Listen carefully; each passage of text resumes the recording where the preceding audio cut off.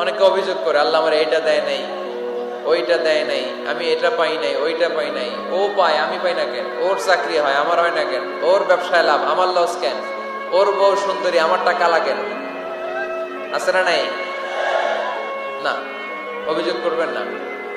আপনি যে অবস্থানে থেকে অখুশি, আপনি যে অবস্থানে থেকে আল্লাহর কাছে অভিযোগ করতেছেন, আপনার এই অবস্থানে আসার জন্য অনেকে আল্লাহর কাছে দোয়া করতেছে, ঠিক কিনা?